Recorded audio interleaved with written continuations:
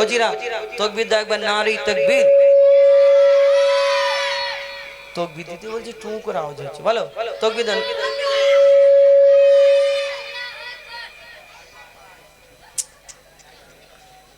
আমি তাকবীরটা দেবো তবে তো বলবি। আমি শুধু তোদের দিকে তাকাচ্ছি, তোরা বলি আল্লাহু আকবার। তাকবীরটা দিতে দে প্রথম। হ্যাঁ এইবার বল, নারী তাকবীর। আচ্ছা তোমরা কার দিকে, আমার দিকে না এর দিকে? আমার দিকে কে কে হাত তুলে দেখা দিন। আচ্ছা হাতটা নামা, এবারে এই দেবে। ধন্যবাদ, শুক্রিয়া, থ্যাংক ইউ। তাই তো তুমি আছো? আচ্ছা ঠিক আছে। এর সাথে আমার ঝগড়া হবে, পুরো কালাম মতন দেখতে না?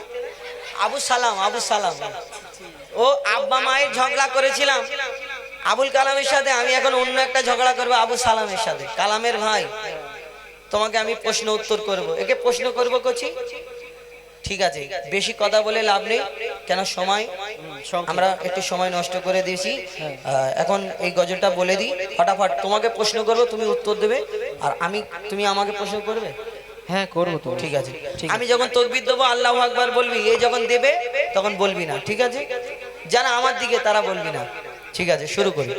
প্রশ্ন করি তোমার, কমিটির ভাই কো, আপনি কমিটির না? ওই একই ব্যাপার, এলাকার তো। এই পারমিশন নিয়ে বলবো এটা নাকি? হ্যাঁ অসুবিধা নেই তো?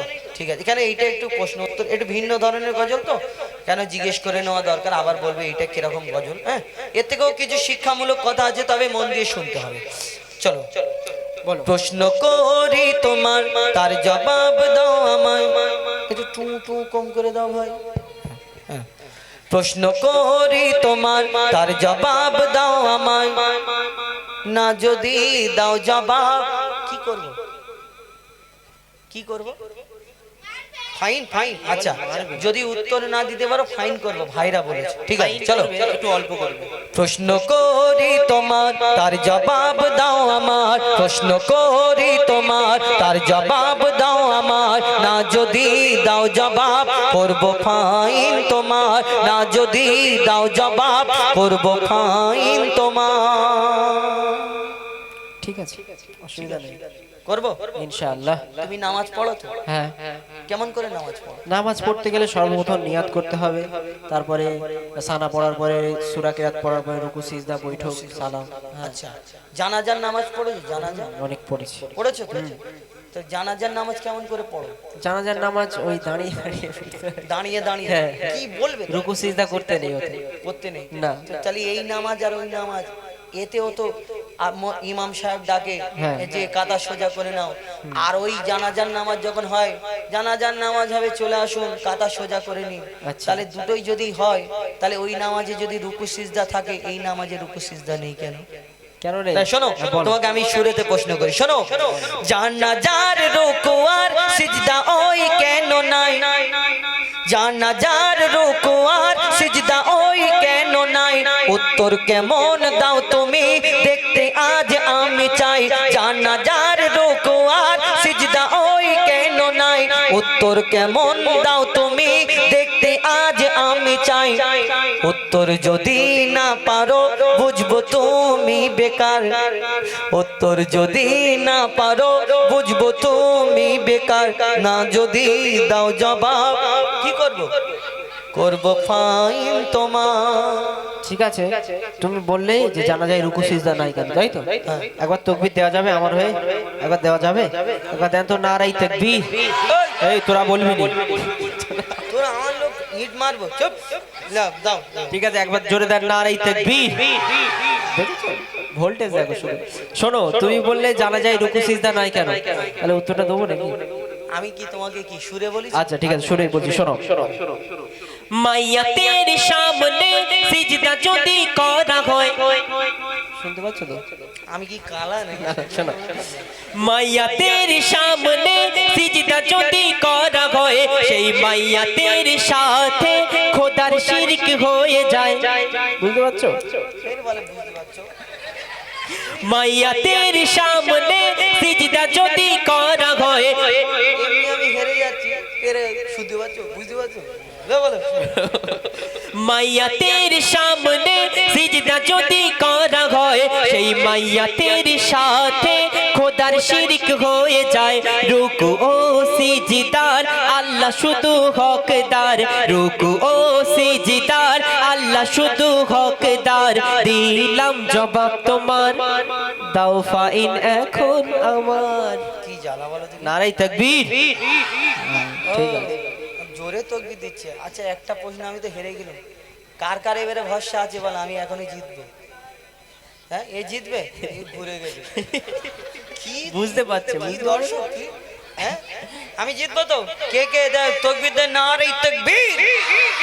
তুমি বললে রুকু সিজদা জানাজাই করা হয় না কেন? রুকু সিজদার মালিক হলো একমাত্র হকদার হলো আল্লাহ, আল্লাহ ছাড়া কাউকে রুকু সিজদা করা যাবে না। তাই জানাজার নামাজের সময় মাইয়াতকে সামনে রাখা থাকে, রুকু সিজদা করলে মাইয়াতকে রুকু সিজদা করা হবে। ঠিক আছে, ভালো উত্তর দিয়েছো মাশাআল্লাহ। আরেকটা তোমাকে প্রশ্ন করি, গরু গরু দুম্বা গরু ছাগল উট ভেড়া হ্যাঁ। এগুলো খাও তো? হ্যাঁ ভীষণ খাই হ্যাঁ হ্যাঁ এইগুলো হালাল? হ্যাঁ, এই হালাল। কুরবানি করো? হ্যাঁ। শুয়োর এই নাউজুবিল্লাহ শুয়োর খাও না তো? শুয়োর খাওয়া যায় নাকি? কেন খাও না কেন? হারাম ওই কিন্তু কেন হারাম?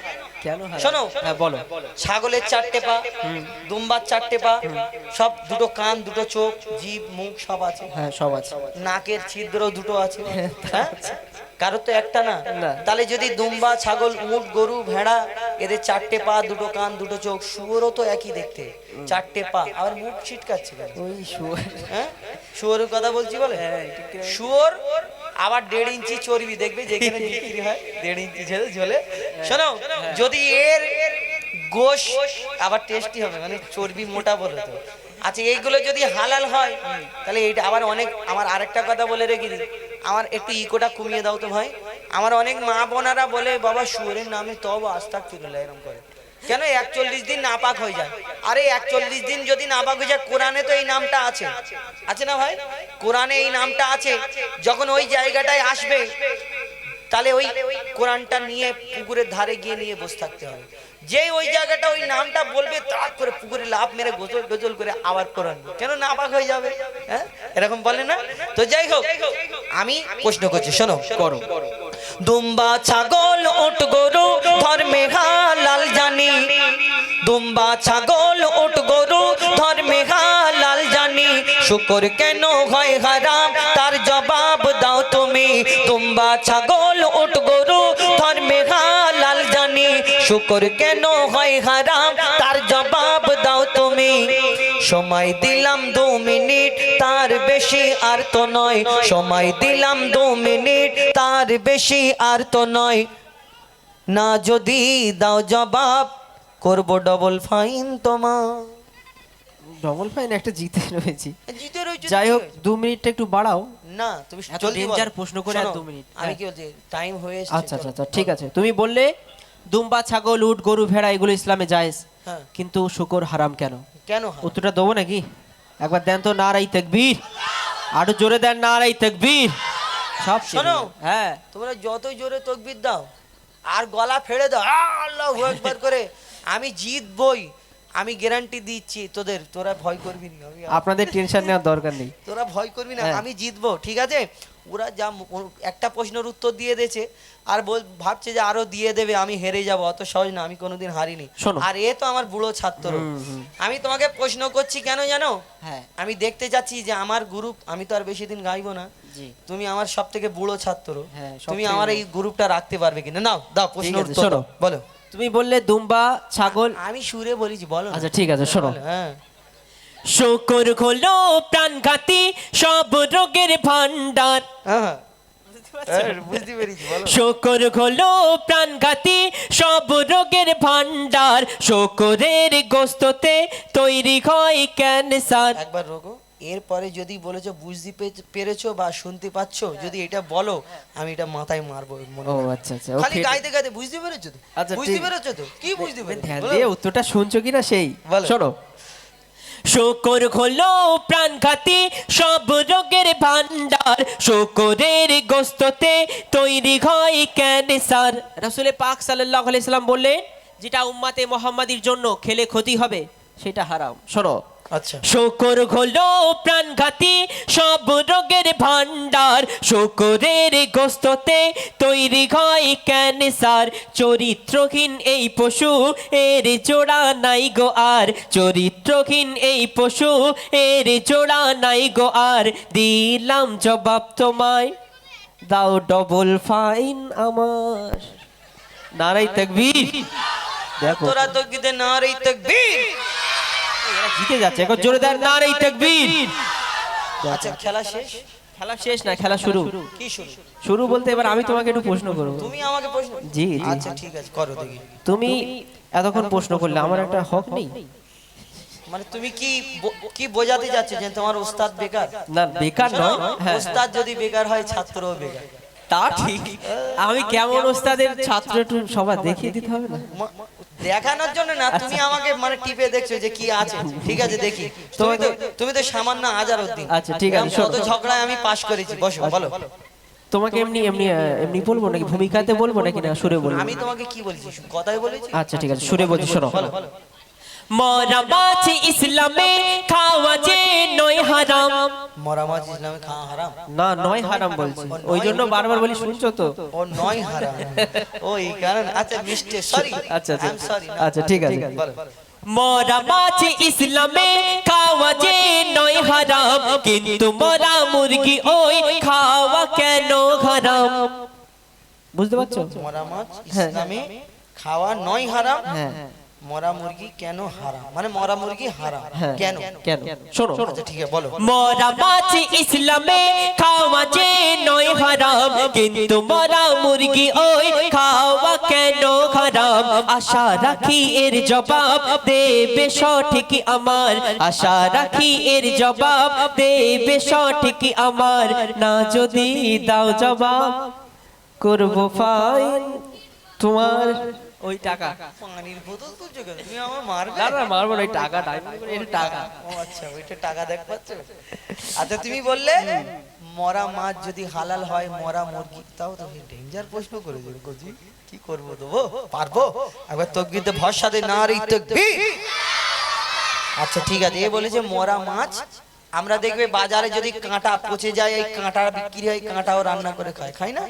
কিন্তু মুরগি যদি মরে যায় 2-3 মিনিট পরেও তাকে জবাই করে দিলে আর খাওয়া যাবে না, কেন? হারাম নাকি? ঠিক ভুল বলছি? বলবে, ভুল বললে বলবেন। তো আমরা দেখবেন টুপিওয়ালা দাড়িওয়ালা লোক দেখলে হোটেলে ঢুকি যখন দেখবেন আমাদের বলে চাচা। টুপি মাথায় দিয়ে দাড়িওয়ালা লোক দেখলে চাচা হয়ে যায়। আমরা অনেক জায়গায় তো ওয়েটার যখন হোটেলে আসে, এসে জিজ্ঞেস করি কি কি আইটেম আছে। কোনো চিকেনের আইটেম যদি বলে চিন্তা করো না এই হালাল করে, এরকম করে দেখায়। কেন জানে? এই টুপিওয়ালা দাড়িওয়ালা মানে মাল মটকানো খাবে না, মটকানো মাল খাবে না। এই জানে এই জবাই না করা হালাল করা খাবে না। কিন্তু কেন এই মরা মুরগি কেন আমরা?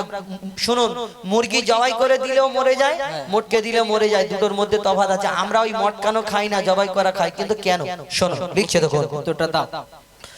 শোনো ভাই, মুরগি ওই যখনই মারা যায়, শোনো ভাই, মুরগি ওই যখনই মারা যায়, ওর যত রক্ত সব গোস্ত ওই শুষে নেয়। রক্তে থাকে জীবাণু, গোস্ত দূষিত হয়। যদি জবাই করা হয়, রক্ত সব বেরিয়ে যায়। তবে রক্ত পান হয় হারাম, এই যে হুকুম খোদার। রক্ত পান হয় হারাম, এই যে হুকুম খোদার। দিলাম জবাব তোমায়, কি করবে বলো এখন আমার? বোঝাতে পেরেছি? বোঝাতে পারলে একটু যদি আরো ক্লিয়ার করে। আরো ক্লিয়ার? শোনো, এ বোঝে কম, হেড়ে মাথা। এই হেড়ে মাথা, এ বোঝে কম। ঠিক আছে, আমি আরো ভালো করে বুঝিয়ে দিই। বলো। এখন দেখবেন ডাক্তার আমাদের রেড মিট খেতে বারণ করে, মানে গরুর গোশত, ছাগলের গোশত, এগুলো লাল মাংস। কিন্তু মুরগির মাংসটা সাদা মাংস। এই মাংসটা এমন একটা জাত, যেমন দেখবেন একটা স্পঞ্জ বা একটা কাপড় যদি আমি পানিতে দিই, পানিটা আস্তে আস্তে ওই কাপড়টা শুষে নেয় বা স্পঞ্জে শুষে নেয়, তাই না? তো ওই মুরগির মাংসটা সাদা মাংস, ওই মুরগির ভিতরে রক্ত চলাচল করে যতক্ষণ জীবিত থাকে, আর যখন মরে যায় মানুষ বা কোনো প্রাণী যখন মরে যায় ওর ওই যে রক্ত চলাচল বন্ধ হয়ে যায়। আর বন্ধ হয়ে গেলেই ওই মুরগির যে মাংসটা এমন একটা জাতের মাংস, ওই রক্তটা আস্তে আস্তে গোশটা আস্তে আস্তে করে পানির মতো করে শুষে নেয়, যেমন কাপড় শুষে নেয় ওই রকম রক্তটা গোশটা ভালো করে শুষে নেয়। আর সেই মরার পরে তারপরে আপনি যদি জবাই করে দিয়ে খালপোষ করে রান্না করে ভালো করে ওই শিলে ভালো করে মাংসটা ঘষে সাবান দিয়ে ঘষে রান্না করেন, তারপরেও ওই মাংস থেকে রক্তটা কিন্তু বের হবে না, ওর ভিতরে থাকবে। রান্না করার পরে ওই গোশটা খাওয়া আর ওই মাংসর সঙ্গে রক্ত খাওয়া সমান হয়ে যাবে, মানে আমাদের ওইটা খাওয়া হারাম হয়ে যায়। মাশাআল্লাহ, নাকি বোঝাতে পারলাম? খুব সুন্দর। আর প্রশ্ন আছে? আর একটা প্রশ্ন করব শেষ, কারণ সময় বেশি নেই, না তো আরো প্রশ্ন করতাম। আমি তোমাকে একটা শর্ত দিচ্ছি, যদি এই প্রশ্ন করবে, যদি তুমি হেরে যাও, আচ্ছা, তাহলে তুমি সবার সামনে কান ধরে মাপ চাইবে, তাহলে আমি তোমাকে প্রশ্ন করার ইজাজত দেব। কান ধরাটা একটা কিরকম? কান ধরতে হবে না, কি আছে? হার আমি যদি হেরে যাই আমি কান ধরে মাপ চাইবো, বলো। আচ্ছা ঠিক আছে, হলো? হেরে তো তুমি যাবে একদম, ঠিক আছে। তোমাকে এই আমার লাস্ট কোশ্চেন, ঠিক তাকবীর আছে? নারে তাকবীর। আরেকটা কথা বলি, সামনে পুকুর আছে, হ্যাঁ, যে হেরে যাবে, আমি যদি হেরে যাই আমি এদেরকে নিয়ে পুকুরে লাভ শোনো, জলের ওষুধ খেয়ে উঠলাম সবে। আমি নামবো, তুই ভয় করছিস কেন? আমি জিতবো, এদেরকে নিয়ে আমি নামবো, আর তুমি বলো তোমার সাথে যারা যারা আছে ওনাদের নিয়ে পুকুরে নামবে, বলো পুকুরে নামবে তো নাকি? হ্যাঁ, সব রেডি। আচ্ছা ঠিক আছে, হ্যাঁ বলে যাইছো দুজনে, আমি ওদেরকে ধরে রাখবো। আচ্ছা ঠিক আছে, শোনো, তোমাকে আমার এই শেষ প্রশ্ন, ঠিক আছে? আচ্ছা ঠিক আছে। কোরআনের কোন সূরায় বলো বিসমিল্লাহ নাই? সুবহানাল্লাহ, কি পয়নু করেছিল, জিতে গিয়েছিলাম। আচ্ছা শোনো, কোরআনের কোন সূরায় বলো বিসমিল্লাহ নাই? কেমন তুমি বাহাদুর তার প্রমাণ দেখতে চাই। আমি বলি যে আমার নাম বাহাদুর, না, আমার নাম এমডি হয়ে যায়। আচ্ছা আচ্ছা, তাহলে বাহাদুর বাহাদুর মানে মহান। শোনো, বলো। কোরআনের কোন সূরায় বলো বিসমিল্লাহ নাই? কেমন তুমি ওস্তাদ তার প্রমাণ দেখতে চাই। মনে হয় এর জবাব নাই কাছে গো তোমার, মনে হয় এর জবাব নাই কাছে গো তোমার। না যদি দাও জবাব করবো ফাইন তোমার। আচ্ছা ঠিক আছে, তুমি বললে কোন সূরায় বিসমিল্লাহ নাই আর কান ধরবে বলেছো, রেডি হও, চলো। তাহলে মন দিয়ে শুনে নাও ছোট ভাই, তাহলে মন দিয়ে শুনে নাও ছোট ভাই, কোরআনের সূরা তাওবাতে বিসমিল্লাহ নাই। ঠিক বললাম? ঠিক বলেছি? তাহলে শোনো, তাহলে মন দিয়ে শুনে নাও ছোট ভাই, কোরআনের সূরা তাওবাতে বিসমিল্লাহ নাই। এবার তুমি হার স্বীকার করো সামনে সবার, দিলাম জবাব তোমার, কি করবে বলো এখন আমার? কি করো, তাকবীর দেবো না? আর এই তাকবীর, ওই তো চলো মাপ চাও, ওস্তাদ জিতে গেছে মোটামুটি। মাপ চাও তুমি, মাপ চাও। মাপ সব ভুল হয়ে গেছে। না, আচ্ছা ভুল হয়ে গেছে, হ্যাঁ, আর জীবনে কোনোদিন আমার সাথে লাগবে না। যাই, এবারে দুটো তিনটে ফরমাইশি আছে, ওইগুলো বলার পরে আমি আবার ওই পরবর্তী শিল্পী আমাদের মারুফা পারভিন আপনাদের সঙ্গে আসবে, তানাদের গজল শুনতে থাকবেন। আমি আর দুটো তিনটে যেগুলো ফরমাইশ রয়েছে, নূরের দোলায়, তাই তো, নূরের দোলায় এবং ইকোটা দাও, হাবিল কাবিল, তাই তো, হাবিল কাবিল প্রশ্ন করে আমার সাথে গাওয়া যাবে তো? দেখি, হাবিল কাবিল প্রশ্ন করে হাওয়া, জোরে বলো, জোরে বলো, চলো।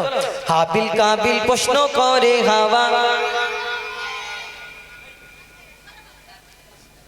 একটু জোরে বলা যাবে না? কেন খিদে পেয়েছে? ও তো লুচি আর আলুর দম দিচ্ছিল, দিচ্ছিল না প্লেটে করে? তোমাদের এখানে লোক খুব ভালো যে লুচি খাওয়াচ্ছে, সেই মানে কি এদের, আর আমাদের ওইখানে কি ওই ঘাসে বসিয়ে দেবে, তোমাদের চটটট দিয়ে দেবে। চলো, হাবিল কাবিল প্রশ্ন করে হাওয়া আদমকে, তোমরা মোদের বাপ মা তোমাদের মা বাপকে। হাবিল কাবিল প্রশ্ন করে হাওয়া আদমকে, তোমরা মোদের বাপ মা তোমাদের মা বাপকে। বলো গো মোদের, বলো কি তাদের নাম ছিল, বলো গো মোদের, বলো কি তাদের নাম ছিল। মোদের দাদা দাদি নানা নানি আছে কোথায়? প্রশ্ন শুনে আদম হাওয়া হলো অবাক গো, হাবিল কাবিলকে তারা কি দেবে জবাব গো। দুজনে আল্লাহ বলে সিজদাতে যায় চলে, দুজনে আল্লাহ বলে সিজদাতে কাছে কি জানতে চায় হাবিল কাবিল প্রশ্ন করে হাওয়া আদমকে তোমরা মোদের বাপ মা তোমাদের মা বাপকে কি উত্তর দেবে কেন তাদের তো বাপ মা ছিল না আদম নবী মা হাওয়াকে জান্নাতের মধ্যে সৃষ্টি করে পাঠানোর পরে জান্নাতে গন্ধম খেতে বারণ করলেন গন্ধম খেয়ে দুনিয়ায় এলো আর পিতা আদমকে শ্রীলঙ্কায় পাঠিয়েছিল মা হাওয়াকে জেদ্দায় তাদের মিলন হলো আরাফাতের ময়দানে ক্ষমা পাওয়ার পরে তারপরে তারা ওই বাচ্চা কাচ্চা জন্মগ্রহণ দিলেন কেমন জোড়া জোড়া বাচ্চা দিয়েছিল আল্লাহ দুটো দুটো করে বাচ্চা দিয়েছিল আমাদের একটা হয় দুটো হয় তিনটে হয় আল্লাহ তাদের জোড়া জোড়া বাচ্চা কেন দিল দুনিয়ায় আর কেউ নেই কার সঙ্গে বিয়ে হবে ভাই বোনের বিয়ে হবে আল্লাহ হুকুম দিল যে এ আদম তোমার সন্তানদের ভাই বোনের বিয়ে দাও হাবিলের বোনের সঙ্গে কাবিলের বিয়ে কাবিলের বোনের সঙ্গে হাবিলের বিয়ে বাকি রয়ে গেল হাবিলের বোনটা ছিল কালো আর কাবিলের বোনটা ছিল সুন্দরী কাবিল চিন্তা করে আমার সুন্দরী বোন ওকে দিয়ে আর ওর কালো মতো বোন আমি কেন নেবো কেউ কালো মতো বোন সবাই চাই সুন্দরী আমি নেবো তখন আল্লাহ বলল এই চিন্তা করো আবার আদম নবী আবার আল্লাহকে বলে আল্লাহ এবার কি হবে আল্লাহ সেদিন বলল যে এ আদম তোমার সন্তানদের কুরবানি করার হুকুম দাও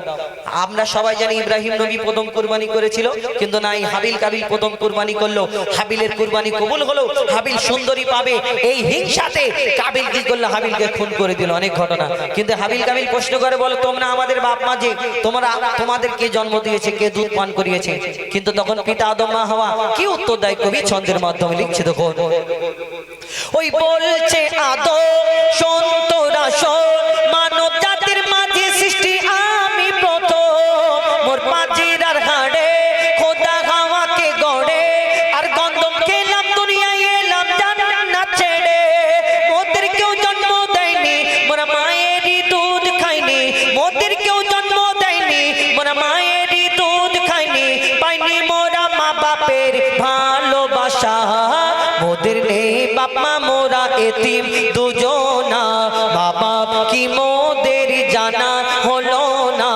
দুজনে এতিম মিসকিন নেই মোদের মা বাপের ঋণ দুজনে এতিম মিসকিন নেই মোদের মা বাপের ঋণ তাই মানব জাতির পিতা মাতা মোরা দুজনা হাবিল কাবিল প্রশ্ন করে হাওয়া আদমকে তোমরা মোদের বাপ মা তোমাদের মা বাপকে যে কটা বাকি রয়েছে ছোট ছোট করে শোনাবো শুনলেন হাবিল কাবিল এবার আরেকটা আমার ভাইয়ের গজল নূরের দোলায় ঘুরের মেলায় তাই তো ইনশাআল্লাহ ছোট করে শোনাই লিখছে দেখুন নূরের দোলায় আর হুরের মেলায় নূরের দোলায় আর হুরের মেলায় ভোরের বেলায় এলো ধরায় আমার নবী দয়াময় সারা জগৎ ঝুঁকে যায় সারা জগৎ ঝুঁকে যায় আর মা আমিনা বলছে দুধের চাঁদ আমার প্রিয় মুহাম্মদ দুধের চাঁদ আমার প্রিয় মুহাম্মদ হাই তার কি সুরাত যেন আবে হায়াত দু নয়নে ছলকায় মা আমিনা সেই নয়নে চুমা খায় মা আমিনা সেই নয়নে চুমা খায় নূরের দোলায় আর হুরের মেলায় আমার নবীকে আল্লাহ যিনি আমার নবীকে যিনি জন্ম দিলেন মা আমিনা এই দুনিয়াতে কোটি কোটি মা জননী আছে কিন্তু যেই মা আমার নবীকে জন্ম দিয়েছেন সেই মা কেমন হতে পারে দুনিয়ায় কবি ছন্দের মাধ্যমে মা আমিনা সম্পর্কে কি লিখছে দেখুন ওই স্বর্গ রানী মা জননী আমিনা তোমার সাথে হয় না কারোর তুলনা মাগো তোমার সাথে হয় না কারোর তুলনা কেন মা হাওয়া থেকে আর মা মারিয়া কেহ পেল না সম্মান তোমার মতো কেহ পেল না সম্মান তোমার মতো আল্লাহ আর আরশ ছেড়ে কে গর্ভে তোমার ঘর করে আল্লাহ আর আরশ ছেড়ে কে গর্ভে তোমার ঘর করে 10 মাস 10 দিন পরে সেই নাজিল হলো আদম রূপ ধরে ধন্য আমিনা জননী মোরা তোমার কাছে ঋণী আল্লাহ তাআলার শ্রেষ্ঠ উপহার খেলে তোমার আঁচলের তলায় সারা জগৎ ঝুঁকে যায়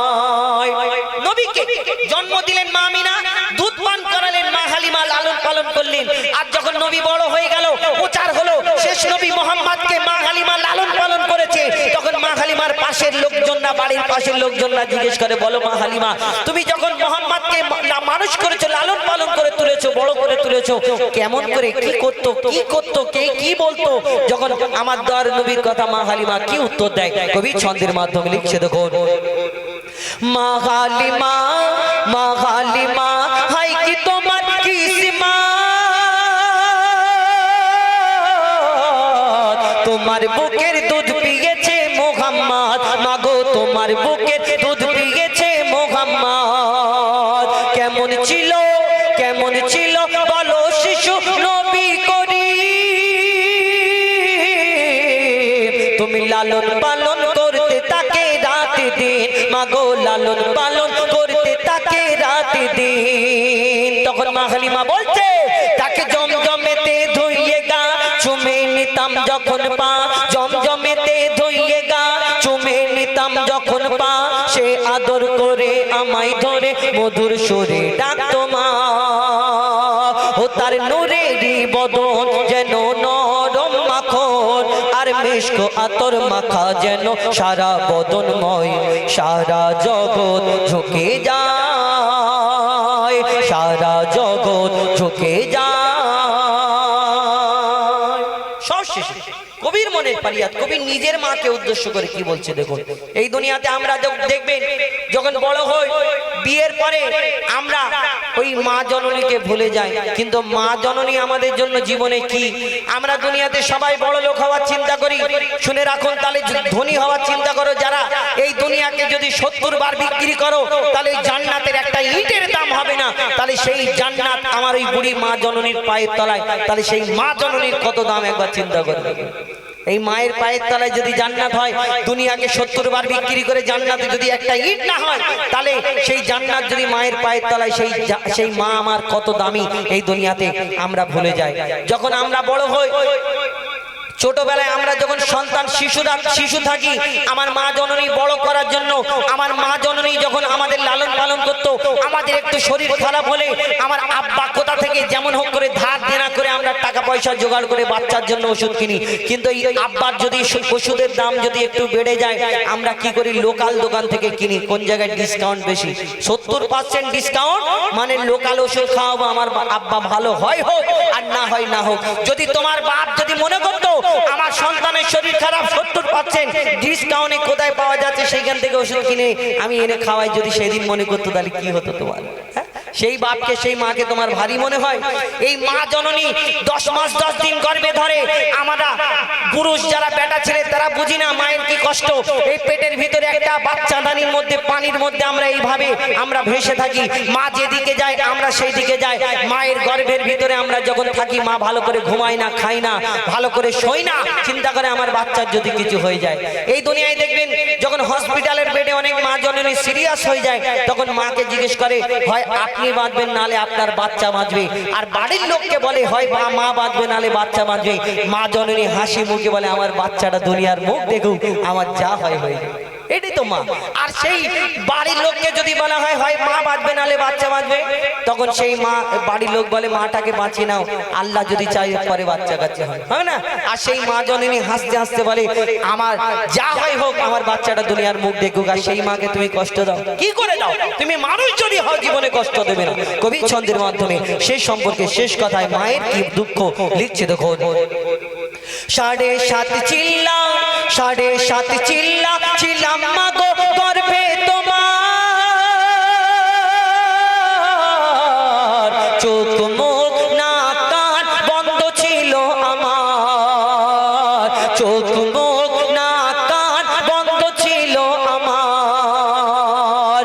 আমি অন্ধকারে মাগো অন্ধকারে ভেসেছিলাম পানিতে,